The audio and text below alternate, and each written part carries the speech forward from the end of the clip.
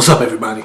As of right now, Obama is ahead in the electoral votes. Shut up, dog. As of right now, Obama is ahead in the electoral votes, but slightly behind in the popular votes.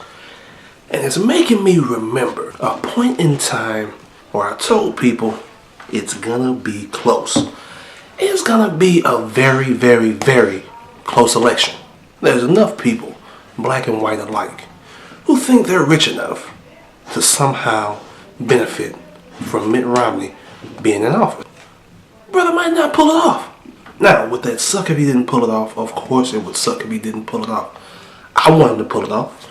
You want him to pull it off. But a lot of people really don't want him to pull it off. They thought that by now we'd have flying cars, be able to go to outer space, I'd be able to talk to my dog and make him stop crying. You got Barack Obama. You put him in the middle of a dump that not just George Bush, but a lot of politicians dug for him.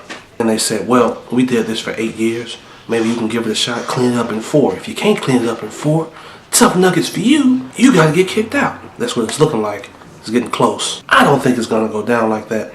But let's take a moment to think about the things that might have led up to it and that might happen if he loses.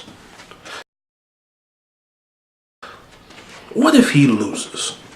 First of all, let's talk about the things that might lead to him losing.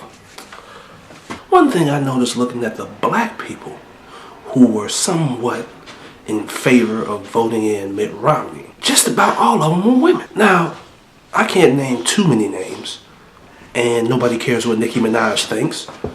And Stacey Dash, even though she's 100 years old, she doesn't have that much wisdom. But on the BET show, Sleep Talkers, there was a woman on there last night, a black woman. She was kind of cute. And she was talking about how because of the job security, she was going to vote for Romney. She was a Romney supporter. And she wasn't the only woman I saw like this. I didn't take down any names, different venues, different media that I saw. There were black women, specifically black women, who were, for one reason or another, talking about supporting Mitt Romney. Now, I make that point not to come down on black women. I love black women. Dark skin, light skin sometimes, depending on how they act. Don't really matter how they look. If they go with me, they're going to get big anyway because I like to feed them. My mom's a black woman, as a matter of fact. I love black women. So, I look at that, the fact that the few minorities I've seen saying that they were going to support Mitt Romney, the ones I saw. I'm not saying that all of them were black. I'm not saying that all of them were women.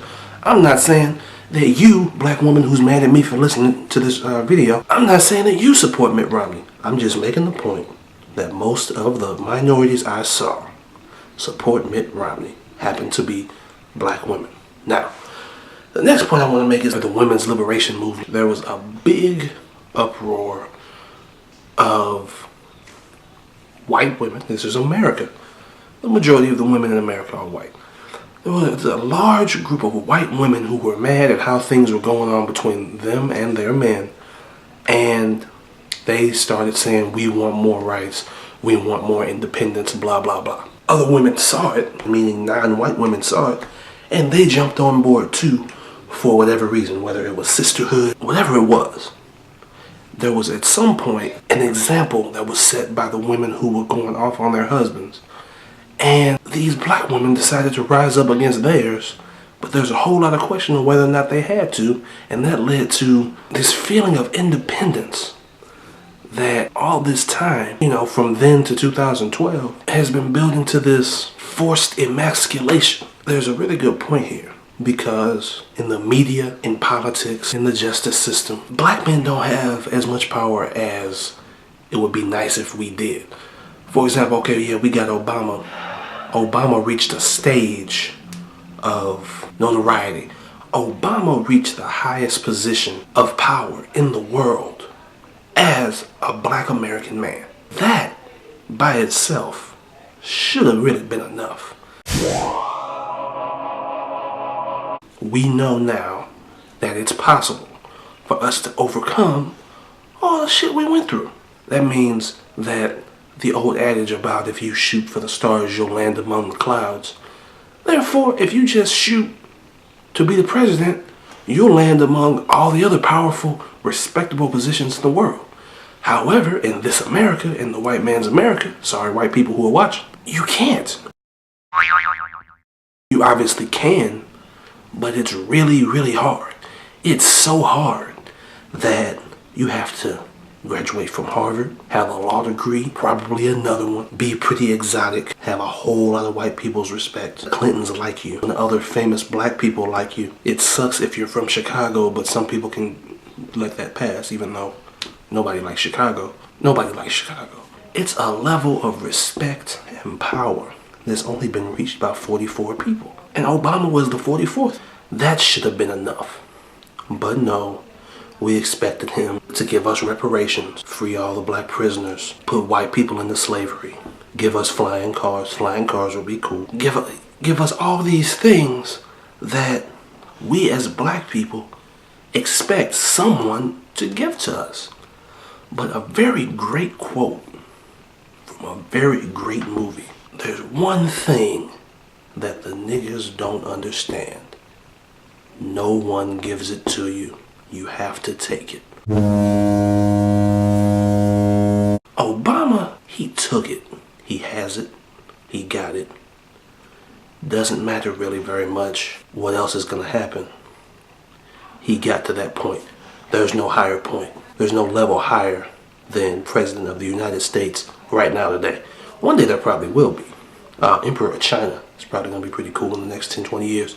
Wouldn't it be cool if we stopped worrying about what the president can do for us and started thinking about what can we do for the president? You know what we can do for the president? We can come together. As I said in my last video, we as black people can come together and build our own mountain and not worry about a president no matter what color he is. Because the president, although he is black and he is a person, he is not the president of black people. He's the president of all people who are American. White people, Puerto Ricans, the people who do your nails, the people who do your hair, the people who sell you nails, the people who sell you hair, the people who sell you rice, the people who sell you St. Paul sandwiches in the gas station, in the supermarket, the people who fix everything you need them to fix, even though you can't understand a word they say. President Barack Obama, for the last 4 years, has been the president of all of them. You trying to tell me he's still only supposed to worry about us?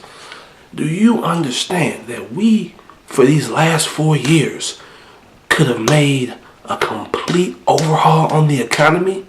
As opposed to waiting around for reparations, man, we could give ourselves reparations. I'm going to be the 8 trillionth person who said that black people spend the most money in the world. You got athletes making more money in one contract than some athletes made their whole careers. You got black people, I'm specifically talking about black people, even if it's the ones that speak Spanish and French. You got people catering so much to what we think, what we like, what we want. Their whole economy. I'm talking about these businesses' economy, not the economy of the United States. That's different, that's coming later. You trying to tell me that with all this interest, all these CEOs and CFOs and marketing managers have in what we think, we couldn't have turned the world upside down in the last 4 years? The president was black. We had 4 years of black president. We had 4 years of black president where we were virtually untouchable. And you know it's true. You know how I know it's true? Because everybody said it. Everybody knew. Everybody was like, oh, the president's black. I can go rob a liquor store and anybody don't say nothing. It wasn't true, but I bet some people tried it. Bottom line is, I know too many people who sat there and waited for Obama's handouts, and they never came, and if he wins tonight, they still ain't coming. Last thing, I don't know that much about Mormons, but I know I don't like them, and I'm pretty sure they don't like us.